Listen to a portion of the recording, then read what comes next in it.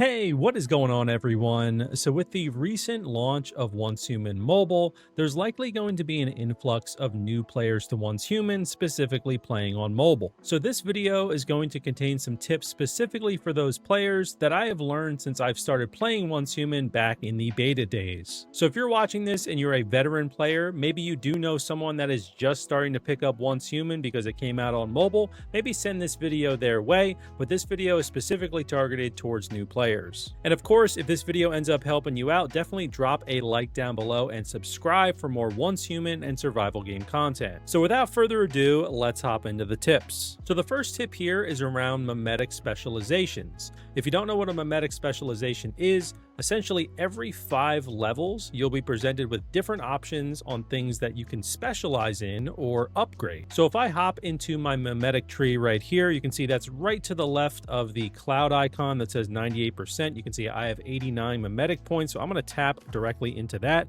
This is your normal Memetic tree here. You've got your infrastructure tab, your crafting, logistics, and building. So this is your normal kind of skill tree with nodes that you can unlock. However, you can notice in the top left, it says 7 out of 10. So if I actually click on this, these are where your Memetic specializations are. So you can see some of them that I have right here. For example, this is a facility boost to the gear workbench. So all weapons and armor crafted at the gear workbench will enjoy 30% more max durability. I have a chef's knife. So this is a new item that I can put in my backpack, and I will get meat yield of +1 and also a 30 to 60% chance to yield additional byproducts when I am harvesting animals. So you can see these are the kind of things that you get, and these unlock every 5 levels. So you have 10 of them total. But the important thing here, and where the tip is that there are different pools for different Memetic specialization. So if you click on the right side here where it says specialization memory fragment, and I go ahead and tap on that, you can see that it says level 5, 10, and 15 specialization memory fragments.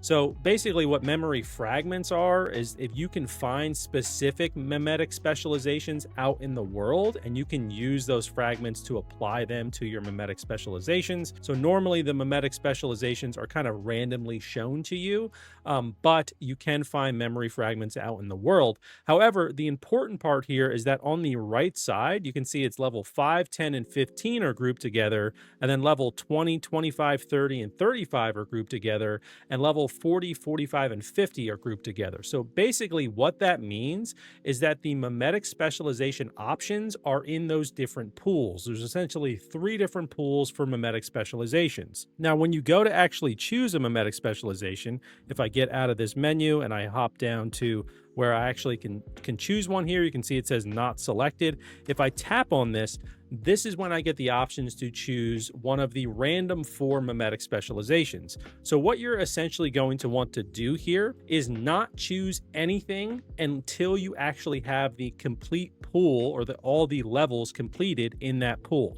So if I can explain that a little bit easier, you can see that right here is my level 40 Memetic specialization. Now, as we know from the memory fragments over here, it says levels 40, 45, and 50 are in a pool together. So what I'm going to want to do is get to level 50, and then I will go ahead and choose all of my Memetic specializations. The reason you're doing that is because now that these 4 have shown up for level 40, they will not show up for level 45 and level 50. So by leaving this open and not selecting them, you're essentially reducing the pool for the other ones so that you can get a Memetic specialization that you really want. So just keep that in mind. That's the real tip here, is that for the Memetic specializations for level 5, 10, and 15, wait until you're level 15 to choose those 3 Memetic specializations. For 20 to 35, wait until you're level 35 to choose those Memetic specializations, and then wait till level 50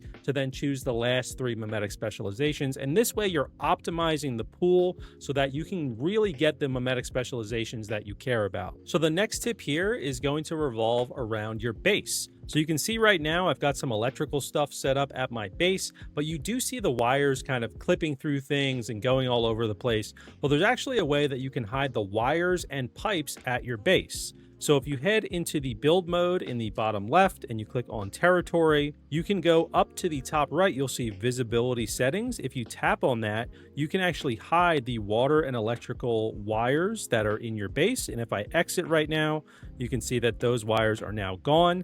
Now, when other players visit your base, they will also be hidden. So you don't have to worry about this only applying to you. This should apply to everyone that visits your base. And I just like it because it's a cleaner look, and you can always toggle it back on if you need to do some wire or pipe management. The next tip is going to require that we go into our backpack. So on the left side there, just tap into your backpack, and then you'll see there is a gear backpack in the top. So go over to your gear backpack, and essentially what this tip is that you can actually save your loadouts in Once Human. Now, this is a little bit more hidden on the desktop version. They've actually made it a little bit more presentable on the mobile version. So you can see there is a save button there to the left of your gear. So if I tap on that, I'm actually able to go ahead and set a specific name for this. So I can go and click save, and then you can see it just says preset name 1. And then I can go ahead and click rename, and I can rename that to whatever I want to. You can see I've also have a burn build here. So you're able to save your armor, your weapons, and also the cradle overrides that you've set to a specific loadout, which is really handy in case you maybe want to have a PvE loadout versus a PvP loadout, or you just want to have different builds as different loadouts. You can go ahead and do that. Now, the important thing also to know with the loadouts is that you do need to have the items on you. You can see that this is an old loadout I've saved, and it says I don't own these items. It's because I currently don't have them crafted and on me. So just you'll have to make sure that you have those on you, but it is still really helpful to switch between loadouts when you need to. Now, the third tip here is going to be one of the best ways to get experience in the game, and that is by doing your weekly commissions. So this is something that's kind of easily overlooked by new players because it's a little bit hidden away.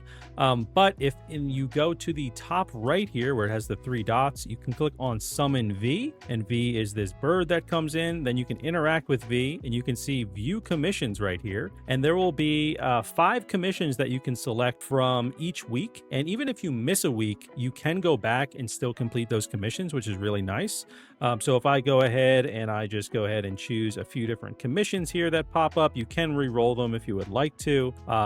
Once I complete them, you can see the amount of XP I get is a good amount. I'm getting 26,000 XP per commission. And then once you complete all 5 commissions, you can see in the bottom right, you can actually claim that week of commissions and get another 53,000 XP. So it's really one of the best ways to get a lot of XP pretty easily. You can see some of these things are pretty easy to do, of just like using an activator 5 times, using deviation skills in combat 10 times. That one's actually pretty dang easy to do. So we can even try to test that out right now. So if I want to just get that done, I have to use it 10 times. I have my little deviation right here. So all I'm going to do is I'm going to build the fortification and just recall it immediately and wait until it is fully recalled. And then I'm just going to build it and recall it immediately. And you can just do this over and over until you get to 10, and then it will count for that. So some of them are just really easy to do. One of the best ways to get experience in the game. So make sure you're getting those weekly commissions done. And another tip is how to actually get to the challenge shop. So when you're playing this game as a new player, you might realize there's a lot of different things going on in terms of the menus and all different shops you can get to, but the challenge shop is definitely one of the more important shops, I would say. So to get to the challenge shop, if you press the icon that is right to the top left of my mini map and you tap on that, you can head to the journey screen and you'll see there is a scenario challenge tab. And in the top right, you'll notice that there is a challenge shop. So by completing these scenario challenges, you'll earn this currency called Mitsuko's marks. And in the challenge shop, that's where you're able to spend those Mitsuko's marks. So if I go in there, you can see there's different statues you can buy. There's different name cards you can buy with Mitsuko's marks, but also you can purchase a scenario exit card. So this is something that allows you to leave a scenario early if you would like to.